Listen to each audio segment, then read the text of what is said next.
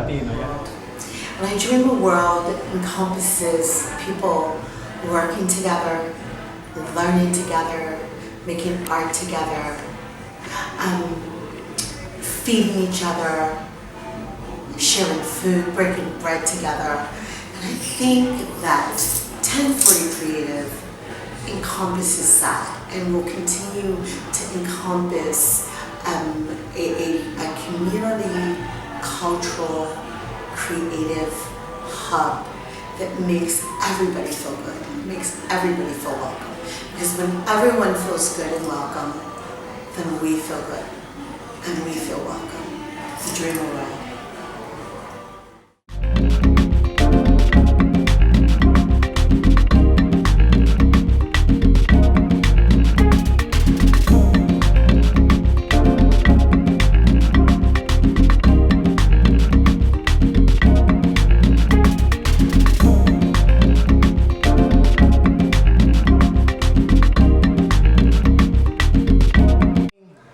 You're an infinite. You know what infinity is? You are that. And you're showing it right here. And let's start with the infinite Pauline, because we're talking about 1040 creative people. Well, I am Pauline Houston McCall. I'm my father's child. I am my mother's child. And they passed on amazing gifts to me. Amazing gifts. 1040 Creative is a hub. It's a creative hub. We like to break down the walls and barriers from ages 2 to 99. We have toddler art shows here.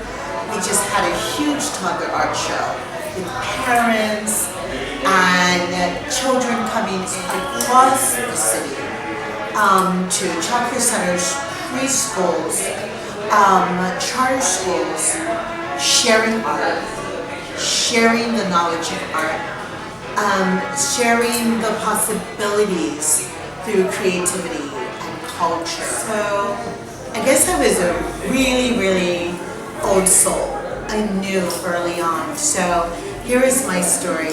My story started when I was real little, I guess around 6 years old. And my father had this lovely situation where he was able to get us children scholarships to take art classes at the Philadelphia Museum of Art. And I was 6 and my brothers were 7, 8, 9, and 10, right? There were no classes for kids my age at that time. And I was devastated. When we dropped off my brothers and sisters at the studio art classes, I said, Dad, I want to go, I want to go, I want to go. He says, I know, but you can't, you're too young. I'm not too young, I'm a real artist. My dad would take me by the hand, and while my brothers and sisters were taking art classes, he would take me through the museum. And I remember the Morris Chief always was where the Morris Chief was. We'd go in and see the Rothko, we'd go in and see the Rauschenberg. We'd go all throughout the museum. By the time we were done our excursion at the museum, Edward Charlemagne, French painter, and he painted the Morris Chief just so powerful, so strong. I just remembered as a child looking at the veins in his hand and looking at his white, linen that he was wearing, and seeing the proud tilt of his head, and he looked rich, and I love that. That was my moment. Fast forward,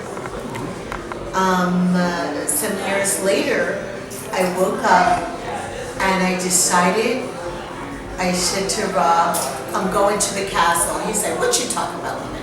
I said, I'm going to the castle. I've designed a brochure. I looked at their newsletter and they talked about such diversity. I'm going to go to the Philadelphia Museum of Art and I am going to teach children there.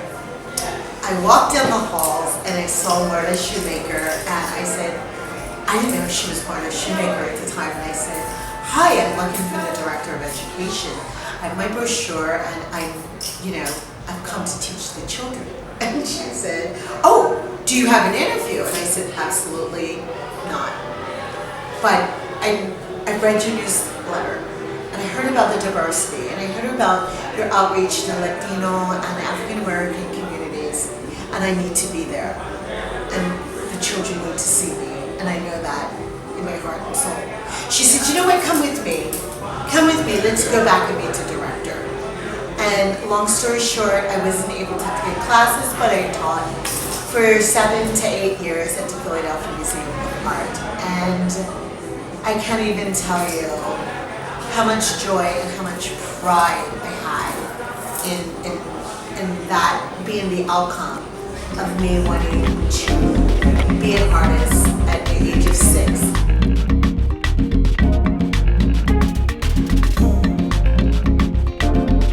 This is the room. We're encompassed in the room of King Boy. If you look down beneath this painting here, it says, I am as strong as my mother's prayer, King Boy. Art. Watching their faces, their bodies, their souls relax as they make something beautiful and what looks spiritually beautiful. Because I feel like something is coming down from their heads, down their arms, out their hands, through their shoulders, down their arms, out their hands, to the peace. The divinity of art transforms them. And as I'm working with these kids and these young black and brown boys across the city, I realized that no one told them that they were kings. No one told them that they were beautiful. Like, no one told them that they were handsome, right? No one told them that they have magic powers. Like, no one even told them, how beautiful and how their innocence shines, So I have to be the one, because I see it and it stops me dead in my tracks. Ken Boy is looking, searching, walking down the street, seeing the eyes of the windows to the soul, through that frame. See me, hear me, I'm here. Look at me, as many may clutch their handbags and walk quickly across the street. I'm constantly looking into the eyes of these beautiful young black kings, brown kings that don't know that they're kings because no one told them. So this whole exhibition was to honor their presence. So all love stories, I think, happen when there's purity involved, right? When you let go, when you let spirit guide. And that was a night where I walked out of the house and I knew that there was somewhere I needed to go. And it was during a time where I was going to a lot of open mic sessions. And I went to a place called Samuel Adams Brewhouse, and I saw a man that was sitting all dressed in purple from head to toe, and I thought, oh man, look at him. And he got up and he played his guitar, and I was like, oh, I really like him. And I was at the point in my life where I was not going to lie to myself or lie to the world. I think it's about being honest, about, here he is, playing his guitar, singing these songs to the world, for the world, filled with passion. And I thought, oh my goodness. but love story is a pure story. This is a story that was pure, that I was able to be my pure self, present my pure self to Robb. Same thing, with King Boy. All these things are wrapped up in being completely pure. And what's the name of your band, both you and Pauline? We are musicians together. From the Spiritual Thunder. When we have, we also have Bossa Thunder. We play Bossa Nova. Right now, as reggae. Currently Reggae Thunder. Okay. Yeah, and I thank you for documenting, because this is important. It's a pure story. Right, our love story is a pure story. The story of 1040 Creative is absolutely pure. It's nothing that we looked for. It's something that Spirit laid before us. You know what I mean? I was looking for a studio space. Rob said to me, one of his words was like, "Don't go to the Badlands. There's something right down the street from My intuition, my spidey sense was tingling, and my intuition told me, right around here in this area, within a 5-minute walk, you're gonna find something." And So the students who come here, so we have Saturday art classes. Thank you, Rob. We have our goal for 1040 Creative is to be inclusive of community, right? To be inclusive of families, right? To be inclusive of people who are just starting to dab into art and want a safe place to come to. We have paint nights, we have rentals, we have parties, birthday parties here scheduled. The other thing that we're launching here at 1040 Creative, which is extremely exciting, is our mural arts program. We will be starting a mural here near the Liberties on Laurel Street, Laurel and 2nd, and I will be designing the mural, and all the kids across the city that I've been teaching will be painting and filling in that mural, a real community.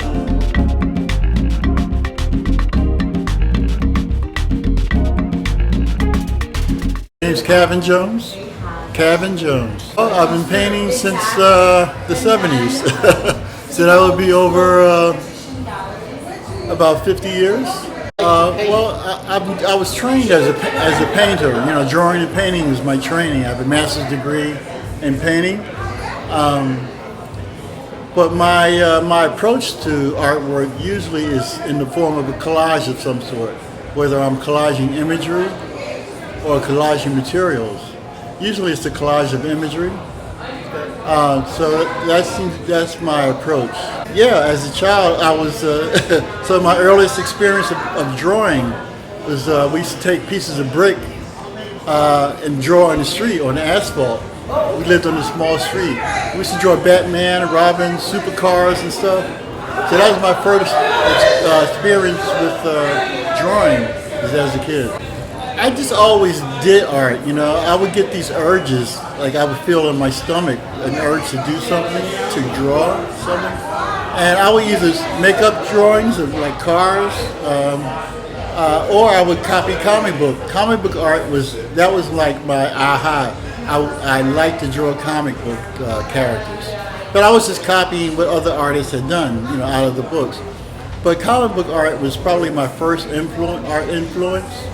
Like drawing like Jack Kirby drawings or something like that. Like Jackson Pollock, let's say, like Picasso, like Matisse, like Milton Avery. You know, I take it all in, you know, and it kind of filters out. I took a trip to Italy back in 2001. And so I went to the Vatican and saw their collection. How did that affect you when you saw that painting by Michelangelo?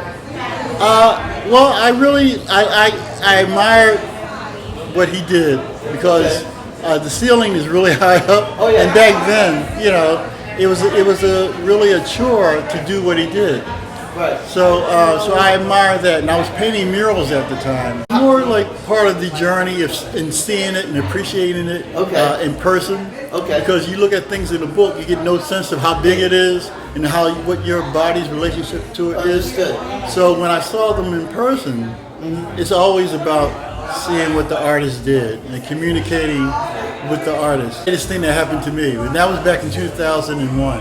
And this was the Sistine Chapel experience, right? It's Sistine Chapel and also the Uffizi Gallery in Florence. I went to Florence too when I was there. Some altar pieces by Cimabue.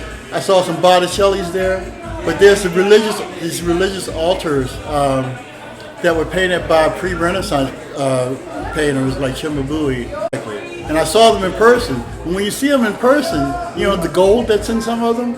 The artist is actually drawing inside the gold, incising imagery in the gold.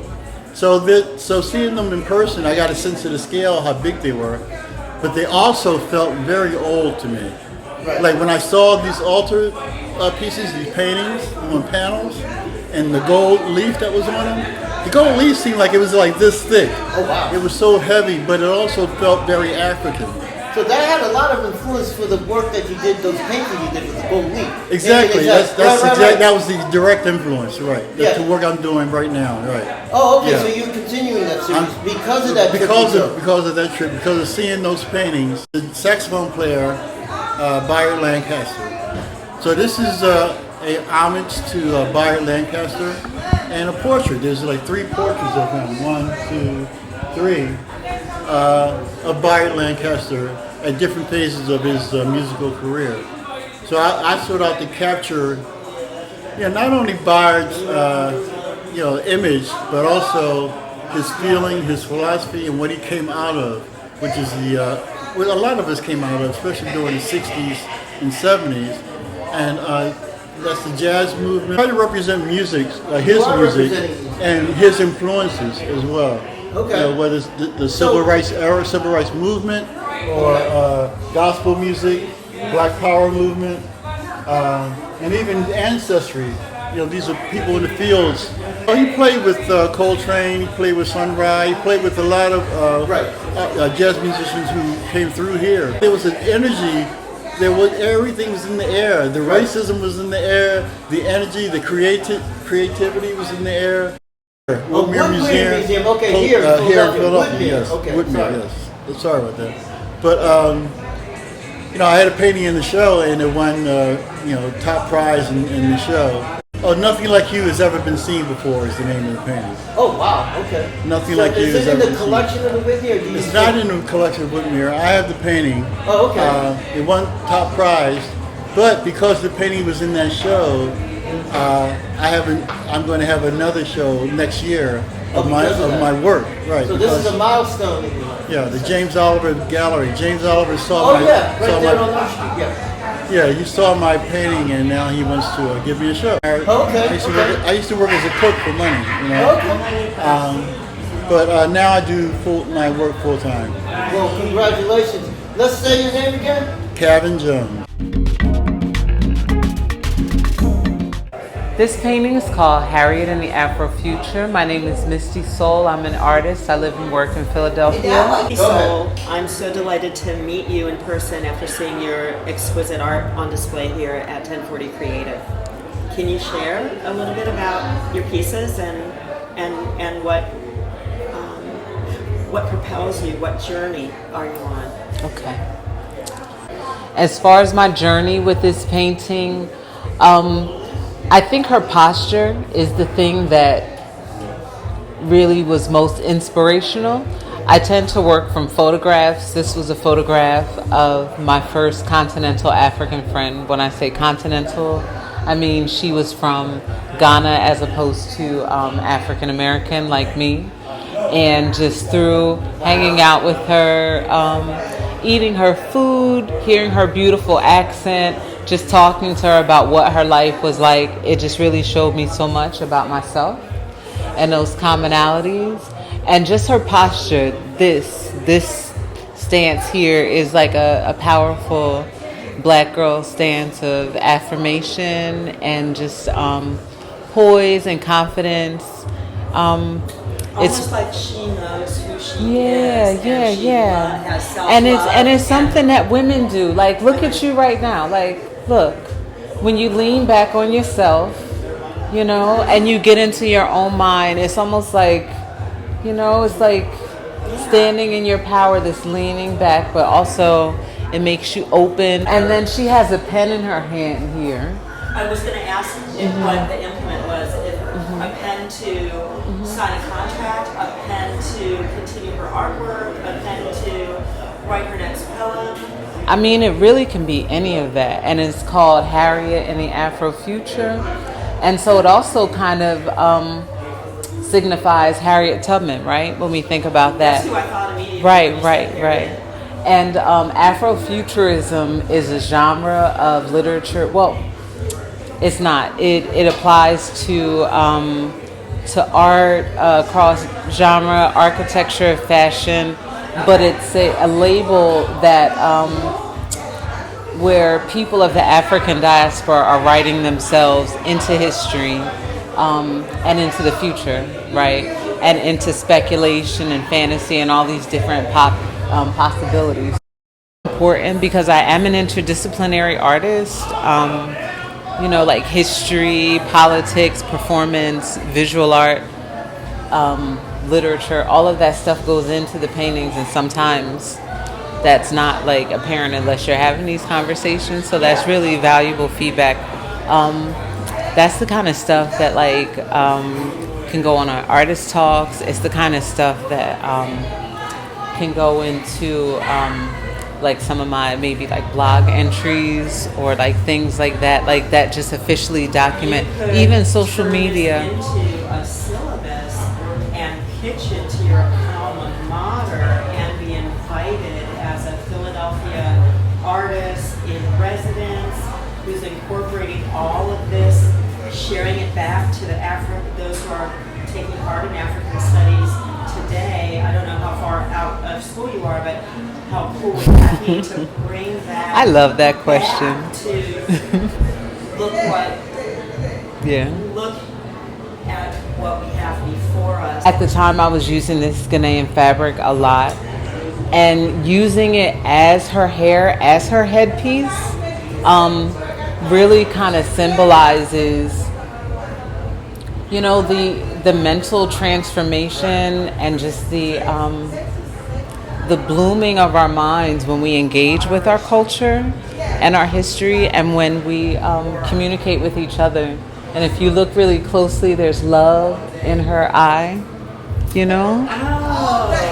I did not notice that. Yeah, and at the very center of it is this Freebird song, and that's what it's called. Oh, and I liked I didn't notice the raised three-dimensional there. This is called Freebird Love. Freebird song. Freebird Song. This meaning. I love coming. I've known Pauline for 22 years. We're neighbors across the street, and I met her when she was a new mom, and Xander just turned 1, and my daughter was born 2 weeks before. So I've known, they've been, family of love, not family of blood. And so when 1040 Creative became, this new vision, and what it's done for me is allowed me to meet so many creative geniuses who are among us, and almost touch the art. In fact, one of the friends here invited me to actually touch one of the pieces. But so thank you. My name is Hannah-Lori Feynman. Friends call me HL or Hannah-Lori. Okay, that's a beautiful name. I'll call you Hannah-Lori. Thank you. Misty Sol, and you can call me Misty. There's a song in there. So glad to meet you. So glad to chat So and glad learn. to meet you. And feeling open to the feedback and hey, what if you did this? And so I look forward to hearing more and seeing more. That's in bidding. That's in competition. Oh, I love it. But they walked out of here tonight going, that's the piece. And his wife was like, and I want that. Yes, too? Yeah, but nothing has been exchanged. I want that piece. I want that. I want that piece. Which piece do you want, Hannah-Lori? I want that piece. So what's your attraction to that? What pulls you in? I like all of the abstract stuff that I've ever seen you put together, from the stuff that we saw up at Wells 30 Fargo. Hudson Yards, that's right. And while this speaks to me, while your people speak to me, they're also bigger than I feel like I can have in my space, if that makes sense. Gotcha. They're powerful, they're big, I can't do them justice. Right. But I can do that justice. I've had so many collectors buy things and I tell them the title and they say, well, I see this and I'm gonna name it like Keith Sauter's I see it now. And she was like, and I told her the name because she bought St. Maximiliano's.